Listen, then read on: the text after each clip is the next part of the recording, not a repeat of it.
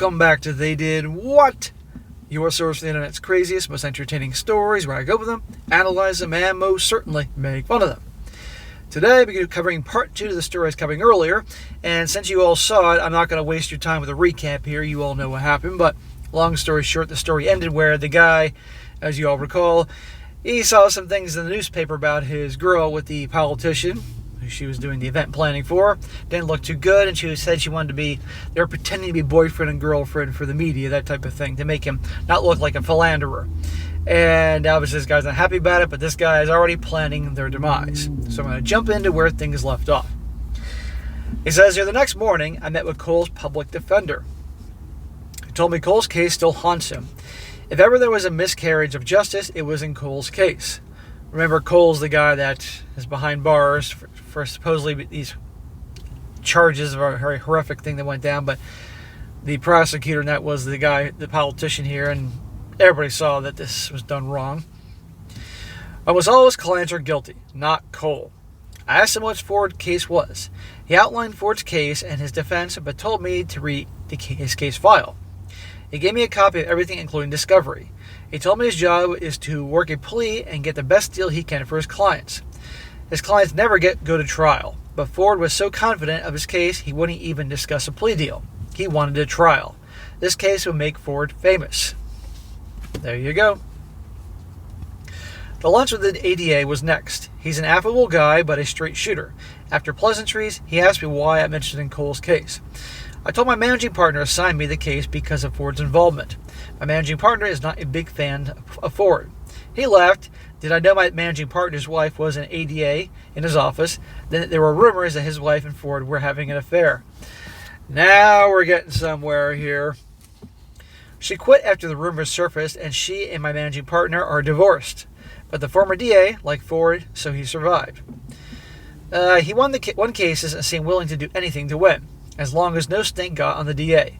Ford was the DA's go-to guy. Ford was very ambitious. Ford got Cole's case because it was so high profile. I asked him if he had a chance to look over the case's file before lunch. He nodded and said Cole checked in with the resident manager when he arrived for the plumbing job. His fingerprints and hair were found in the apartment. What happened to the woman was horrible. They found Cole's hair and fingerprints in the living room near where they were found the victim. Well, remember in the last video they said that it was determined that she, died, I think like 7 or 8 p.m. Meanwhile, this Cole guy left and was home with his wife at like 5 p.m. They found fibers from her rug on his shoes and pants. They found no semen anywhere, so they figured he used a condom and took it with him. No one heard her scream, so she must have been knocked out unconscious. That was probably the result of the head wound she had. No one saw Cole enter or leave, but no one saw or heard anyone or anybody else. She was discovered the next day because of the smell. Cole had never been arrested before. His total criminal past was a parking ticket, which he promptly paid. That says something about no criminal past. He's been to that apartment complex as a plumber dozens of times. Everyone they interviewed about him said he was friendly but professional. No one said he tried to come on to them. No one they interviewed said they were in the least bit scared or worried about him. He's friendly but does not hang around to talk. He finishes the job, says to call if there's a problem, and leaves. The ADA looked at me and said he thinks Cole's innocent. But good luck finding anything that would get a judge to reopen the case. Ford has always been very careful. I asked about the police investigation. He said the lead detective is now Ford's head of security. He retired from the police and became Ford's security guy when Ford started to run for his first term. Another odd thing about the investigation: all the entries in the police report were made by this one detective. It's as if he worked the case alone, and that never happens. He asked if I had the discovery his office provided. I told him I picked up from the public defender. As we were leaving, he told me to call him if he could help in any way. It'd be great if I could get a judge to take a look at another case. He wished me luck. Well, yeah, good luck getting a judge to take a look at it. It's interesting, this ADA here, he said this guy is a straight shooter, and obviously you'd think they would all stick together, right? But obviously this guy is a straight shooter, and he's honest, and he obviously doesn't like that this case had so many holes in it. After lunch, I met with Matt, the investigator I'll be working with. I told him we should have the court transcript by next week. We're also meeting with Cole later this week. I told him to scope out the apartment complex with the girl where she died, but more important, look over the area where Cole and his wife were living when the event took place. See if you can find anything or anyone that could put Cole at home at 5 p.m. While I was looking over the public defender's case file, Cole's wife called. She asked me if I'm still willing to work in Cole's case. I told him I'm already working on it. I met with the public defender, and I'm looking through his case file right now. I'm not going anywhere until I get him out of prison or taking the case as far as I humanly possible. I'm on their side and I'm not going to disappear. She can call me at any time. I will always take her call. She said thank you half a dozen times, started crying again, and told me she talked to Cole and he's expecting me. I told her I'll visit Cole by the end of the week. Good. So this guy now has personal reasons to really make this thing work. And I want to point out, he mentioned either in the last video, this one, that the public defender at the time had like 100 open cases. Yeah, that's normal. So how much attention can he possibly give on, you see what I mean? And it went to trial for a big fucking show. And again, this guy should have just broken up with his girlfriend here, but, you know. My first priority now was to get this woman's husband out of jail and reunited with her. Destroying Ford would just be an added bonus. Cole and his family came first. The public defender's case file had what he got in discovery. The victim was 25, a secretary who lived alone. She was very pretty. She had a boyfriend, but according to the victim's girl, she and the boyfriend were having problems. The boyfriend had a key to her apartment. He did not have an alibi at the time of death. There was almost no follow-up with the boyfriend. Hello? The cops and Ford had their guy in Cole. They didn't want to confuse anyone with a real investigation. The forensic evidence was nothing. He was there. No one disputes that. That's why the police found hair, fingerprints, and DNA. Duh, he was doing a freaking plumbing job in the house. He would have to have crossed the rug to get to the kitchen, which explains the rug fibers on his shoes and pants. Cole's DNA was not found anywhere on her body. She was struck from behind from what they think was a hammer, never found. There were lots of other bruising, and the guy was wearing latex gloves. The gloves were never found either. Ford's theory of the case was that Cole finished his plumbing job and decided he wanted to have some fun with the victim, so he did. Again, that's Ford's version of it. The public defender had no resources to do his own investigation, so he had to entirely rely on discovery from the DA. There you go. Again, what happens when someone has to choose the public defender? Didn't have the resources or the time or any of that. I haven't read the court documents yet, but based on this, Ford would have had to be really good and the public defender really bad in court. Otherwise, at least one jury would have concluded that Ford's case didn't get past a reasonable doubt. I haven't read the trial transcript yet, but from what I've seen, the trial judge should have been throwing this out. I looked up the trial judge. He was at the end of his career and probably didn't give a crap. Probably. I called Matt and suggested that he tried to interview I gotta watch this here on YouTube, guys. To try to interview the victim's boyfriend and the girlfriend. They said that the victim and the boyfriend were having problems. Check out the boyfriend. Find out if there's any hint of any kind of violence by the boyfriend, ever with anyone. We saw Cole on Friday morning. I can't imagine what it's like to have to go down to prisons and all that. We saw Cole on Friday morning. He said he did his plumbing job. It took about an hour and a half, and he left and went home. He had done work for her before. Yes, the girl was very pretty. No, she did not come onto him. It would not have mattered if she had. He loves his wife and would never cheat on her. We can ask every customer he's ever had if he's ever behaved inappropriately. We can ask his boss if he's ever got any complaints about Cole. That appointment was more or less like any appointment he had that day or any day. Since she was a nice gal, he was sorry about what happened to her, but it wasn't him. I'd be a little more vocal about this whole thing if I was behind bars for 30 years for something I didn't do. The following week, I got the court documents. The boyfriend was never called to the stand. You gotta be kidding me. The victim's girlfriend, who said the victim and her boyfriend were having problems, was never called to stand. Again, you gotta be kidding me. Cole's boss wasn't called to testify about never having received complaints about Cole's work or behavior from clients. The apartment manager testified that Cole checked in with him before heading to the victim's apartment. On cross-examination, he told the jury that he has never received a complaint about Cole from any of his tenants. He also testified that Cole had done plumbing for the victim once before. Ford Ford intimidated that Cole and the victim had SEX the time before, and Cole expected SEX again. When the victim refused, Cole decided to take matters into his own hands. Again, this is what the scumbag DA was saying. No proof was offered that Cole and the girl ever had any kind of relationship. I liked the public defender. He was overworked and did his best, but I would not have had him represent me. Yeah, but some people, they have no other alternative. Now, when people are guilty as hell, then I don't feel bad for them. But for people that are innocent, then I do feel bad. I started to look at the press coverage of Ford's campaign. The press continued to refer to Clea as Ford's girlfriend, but there was no more pictures of him touching her. No more pictures of them closer than a couple of feet. Lots of pictures of them smiling at each other. They were either behaving properly or they were more careful when photographers were around. Clea became more and more obsessed with Ford's need to win his House seat. If he didn't win, the world would end. Blah, blah, blah. I tuned her out. I couldn't wait for November and Election Day. Well, this is great you're doing what you're doing, but guess what, bro? She's full of shit. She's having an affair. And even if she was having an affair, the way she's treating you, making it to be like, you can't tell me what to do in my career. I mean, come on here. Why the fuck are you still with her? But some people have to learn. So it goes on. The victim's boyfriend does have a history with the police. Matt found the boyfriend has threatened past girlfriends and had hit at least one. How did he find this out? A couple of police reports, but the victims didn't press charges. I said there was nothing in the discovery the public defender had about police reports regarding the victim's boyfriend, and Matt smiled. You gotta be kidding me that this wasn't in the whole thing. Matt contended that the boyfriend wouldn't see him, but the victim's girlfriend reported the victim and her boyfriend were having problems. The victim was tiring of him, and he was a little too rough for her in the loving department. She had told him that they were done about a week before her passing away, before her end, and asked for her house key back.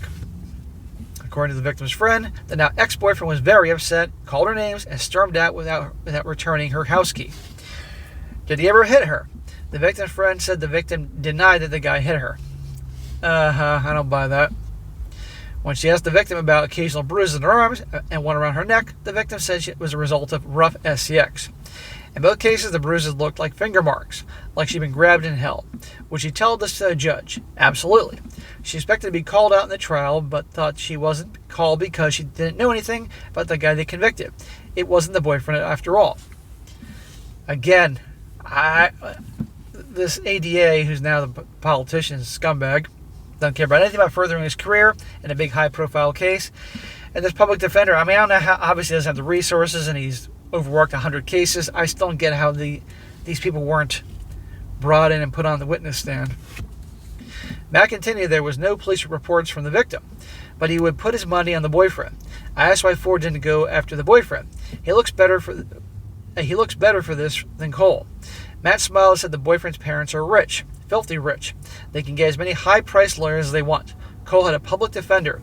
It was Ford and was only interested in making my career in a high-profile case. Would I want to go up against an overworked public defender or the best lawyers in the country? Ding, ding, ding. He finished his report by telling me he's following up on a lead. If it pans out, we will discredit Ford completely and get a new trial for Cole. What's the lead? He told me he thinks Ford buried more important evidence than about the victim's boyfriend. But let him work it, and if it's good, we'll talk about it. So in the middle of May, Clea managed another large fundraising dinner for Cole. I got home from work as she was dressing to go out to dinner. A new dress that was very tight, very short and very low cut. I asked why she was getting so dressed up for a work event. She said Ford would be wearing a tux. Again, why the fuck are you going along with this? But I'm going to stop saying that because I've already said that about 19 times already. We're all thinking it. But this guy, remember guys, the guys who write in these stories aren't always the sharpest tools in the shed when it comes to women. She bought the dress to keep up with the ruse of her and Ford's romance. No big deal. It wasn't that revealing. I should see what some of the trophy wives wear to these events. Indecent. She finished dressing and told me she was leaving as she'll be home late again. No need to wait up for me. She sort of brushed my cheek with her cheek as a goodbye. Yeah, not even a kiss. Well, I wouldn't kiss her knowing what's going in her mouth. It was Saturday night and I wasn't working the next day. I called a couple of friends to see if they wanted to go to a sports bar and watch a game. I got home just after midnight. Clea was still out. I went to bed, but I woke at 3 o'clock in the morning. Still no Clea. I texted her, but got no response. I decided to wait up for her. I wanted to see what she looked like when she finally got home. Yeah, doing her walk of shame. I lay in bed and alternately angry and concerned. A little after 4 a.m., I heard a car in the street outside our bedroom window. I stopped, and it stopped and it sat idling outside the apartment building. I got to look out the window. It was an SUV just sitting under the street lamp. I couldn't see who was in the car, but through the tinted windows. As I watched, the back door opened up on my side, and Cleo leaned out. She leaned out the back door because she was getting it in the back door. Just her upper body. She looked like she was throwing up, but she was spitting out something onto the street. Oh my God. Her dress was down around her hips, and so her boobs were fully exposed. Duh, dude. You that surprised? Really? Are you that? I'm sorry it happened, but are you that surprised here? We all can see that a mile away. But again, these guys aren't always the sharpest tools in the shed with their girls. Is that for the media too? She kept spinning for about 30 seconds and then pulled herself back into the car. She had to climb backwards over Ford, who was sitting there pulling up his pants. He closed the car door. A minute or so later, Clea got out the other back door. She had pulled up her dress and was trying to fix her hair. The car drove away. Ford had not gotten out of the car to get behind. Let me start over. Ford had not gotten out of the car to get behind the steering wheel. He must have a driver. She looked up at the window. I was looking out, but it was too dark in the bedroom to see me. She walked toward the apartment entrance and right under the street lamp. Her lipstick was smeared all over her mouth. Yeah, she probably looked like the Joker. She entered the apartment and went into the guest bedroom.